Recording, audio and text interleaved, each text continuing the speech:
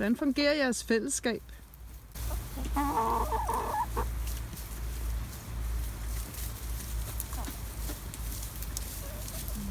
Hvis jeg får overhovedet snakke med dem, så er jeg nødt til at vælge en, der ligesom skal være talsperson. Ja. Og den person kan sagtens skifte undervejs. Yep. Men når jeg bare spørger, så er der mange, der svarer på en gang, så det bliver lidt rodet at finde rundt i. Men det siger meget om, at de også har hver deres, altså de individualiteter stadig, og de har hver deres syn på det. Så jeg vælger bare lige nogle talspersoner sådan lidt løbende.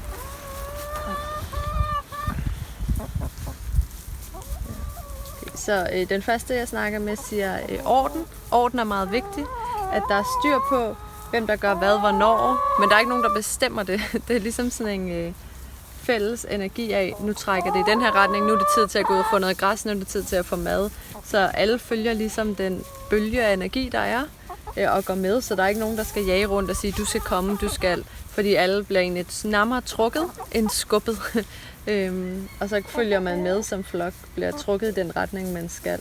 Men det giver orden, at man ligesom er enige om, hvad tid på dagen er det, vi skal hvad. Og hvad er det for en vibe, der ligesom trækker i os her nu. Og så er der de forskellige personligheder. Du har dem, der er meget nysgerrige og udadgående. Det er dem, der typisk trækker. De sætter op for noget. Men du har bare ikke nogen, der skubber på de andre. De må selv komme med, hvis de gerne vil. Så der er ligesom... Det er som om, de har samlet sig i forskellige grupper. Du har de nysgerrige, så har du de rolige ældre, så har du de unge og uerfarne. Og så kan man ligesom søge den mindre gruppe i fællesskabet, man har brug for, afhængig af, hvad man lige... Har man brug for mere ro, så kan man gå til de ældre, for eksempel. Ikke? Så der er meget klarhed over, hvem der kan hvad. Og så samler de sig ligesom i grupper, dem der kan være de nysgerrige, de er sammen i en gruppe. Men alle er velkommen til at komme og tage del i det, der foregår.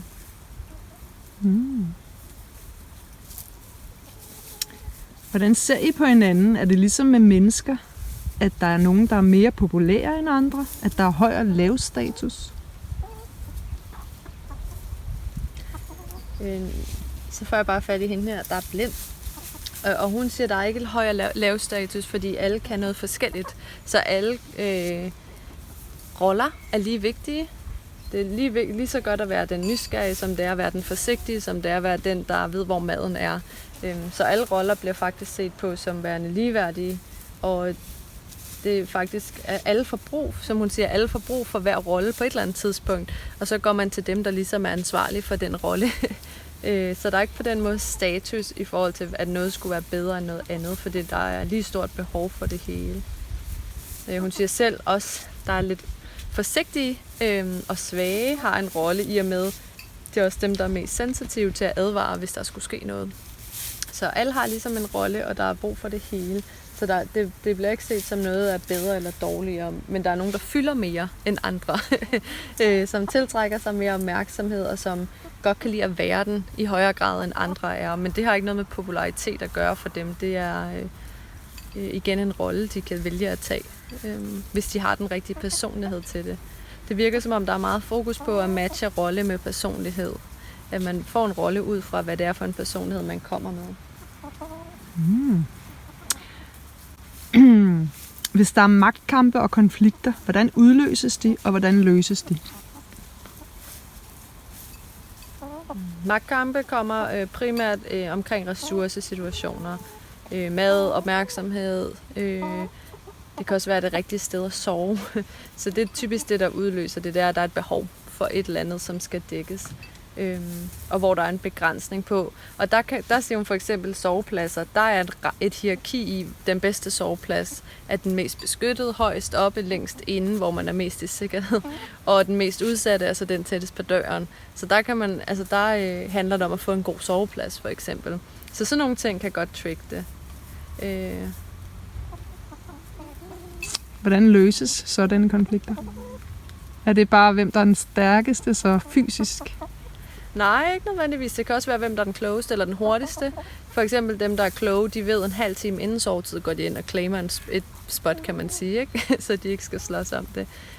Og så er der dem, der er hurtige, de kan løbe ind ret hurtigt og få fat i det. Så er der dem, der er stærke, de kan gøre det. Så der er forskellige kvaliteter, så man kan opnå det, man godt kunne tænke sig. Men der virker det meget, som om det er alle for sig selv. Altså der claimer man det spot, man godt kunne tænke sig til sig selv. Hvad så, hvis man for eksempel er den blinde, eller en, der ikke så godt kan gå? Hvordan behandles de svage i gruppen? Bliver de bare så overtrumlet? Nej, der er en respekt fra de andre, som godt ved, at de skal bruge en støtte. De finder så typisk en støtteperson, eller en høne, ikke støttehøne, som de kan gå sammen med. Men de andre er meget påpasselige med ikke at gøre dem fortræd. Altså går man lige lidt udenom, eller hvis hun kommer gående den blinde, jamen, så er man den, der lige træder til siden, ud af respekt for, at der skal være plads til, at de svage også kan være der. Mm. Og det er fordi, de svage også bidrager. De kan nogle andre ting igen, så man er meget som høne bevidst om, at de der roller er vigtige at få udfyldt, og vi skal bruge forskellige typer for at få udfyldt alle rollerne. Hvis vi nu alle sammen var de nysgerrige, så ville vi mangle nogen til at tage de andre roller på sig. Så man har respekt for, at alle kan bidrage med noget forskelligt. Okay, så hvordan er et velfungerende fællesskab i jeres øjne?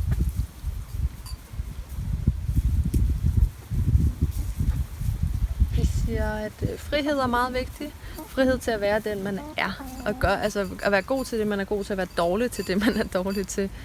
Og så have tillid til, at der er en anden, der tager det, man er dårlig til. Og som kan bære det. Og det er det, de synes er styrken i fællesskabet. Det er, at du skal ikke kunne det hele selv. Du kan faktisk godt læne dig op af, at der er nogle andre, der kommer og hjælper dig med det, du ikke selv er super stærk til. Mm-hmm. Hvad er jeres livsformål som individer og gruppe?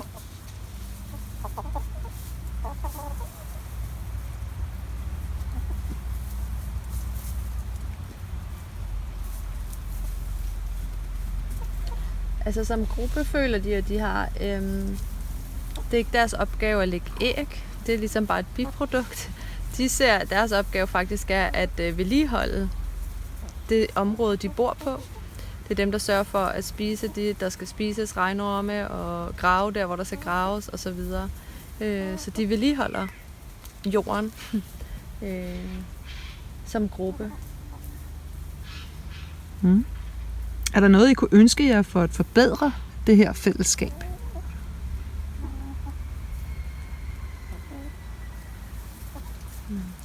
Og så siger de faktisk plads, selvom de har virkelig meget plads. Men det er åbenbart meget vigtigt med plads, der har forskellige energi, forskellige typer områder, fordi forskellige individer har brug for forskellige typer at være. For eksempel er det de rolige og nysgerrige, der tør være på det åbne stykke, hvor nogle af de andre har det bedre her i det lidt mere lukkede område. Så det er rigtig vigtigt, at der er plads, altså fysisk plads til, at man kan gå derhen, hvor man har det godt. At man ikke er tvunget til at opholde sig et sted, hvor man ikke har det godt, eller hvor man ikke er tryg. Kan I lære os mennesker noget om gruppedynamik og fællesskaber?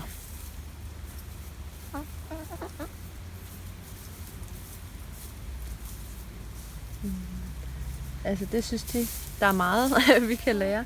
Men særligt det her med, at mennesker har en tendens til, at der er altid en, der skal bestemme og lede alle de andre. Og det er faktisk en virkelig, virkelig svær opgave at gøre, og hård opgave. Fordi det individ har størst forståelse for dem, der minder om dem selv. Og har svært ved at forstå dem, der ikke minder om sig selv. Så det er faktisk upraktisk at kun at have en, der sidder på toppen. Fordi de kan ikke tilgodese alle på lige fod. Så det er lettere her, hvor de ligesom har, som sagt, de har de forskellige roller og personligheder, så de nysgerrige har ligesom en, som er den mest stærke i deres gruppe. Og så har du en, der er den mest rolige i den rolige gruppe, og en, der er den mest unge i den unge gruppe. Men det er ligesom, så hele flokken ledes af de her forskellige typer, og så er der nogle af de typer, der er stærkere end andre, og det er så dem, der tager ansvaret, men der er aldrig kun en, der sidder med det. Så sidder de ligesom med det som en fællesskab. Ja. Smukt. Hvordan har I det med at være afhængige af os mennesker på den her måde? De tænker ikke over det som afhængighed. De ser det mere som, at de bliver betjent af mennesker. Så de har den omvendte følelse af, at det faktisk er mennesker, der kommer for at servicere dem og give dem det, de godt kunne tænke sig. De føler ikke, at de er afhængige, fordi at de vil kunne klare sig meget længe her på egen hånd, og hvis de bliver sluppet fri, regner de med, at det kunne de sagtens klare sig. Fordi de netop har det fællesskab, de har, hvor nogen kan hjælpe til. Så de synes faktisk mere, at det er også mennesker, der er til for dem, end omvendt. Så I er tilfredse med situationen her? Ja, det er de. Ja. Altså sådan meget, fordi at jeg ved jo, der er andre grupper af høns, så jeg spørger bare sådan lidt, at der virker det som om, hvis der var en trussel, så ville det virkelig stille sig op alle 50 høns, eller hvor mange de nu er, og tage kampen sammen. Ja. At de vil virkelig beskytte det, der er deres. Ja. De virker meget territoriale, og som om de har brug for at holde på det, som de kender. Ja. Jamen tusind tak. Er der så lige her til sidst, er der sådan en ting, I lige har lyst til at sige? Komme med en tanke til os udefrakommende?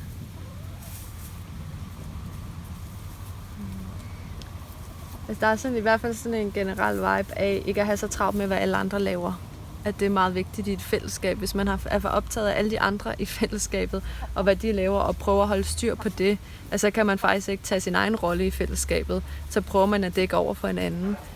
Så det er ret vigtigt for dem, at det der med individualitet i fællesskabet, man har sin opgave, den sørger man for, og resten af tiden, der er der ikke nogen, der skal fortælle en, hvad man skal. Bare man gør det, man ligesom har sagt ja til.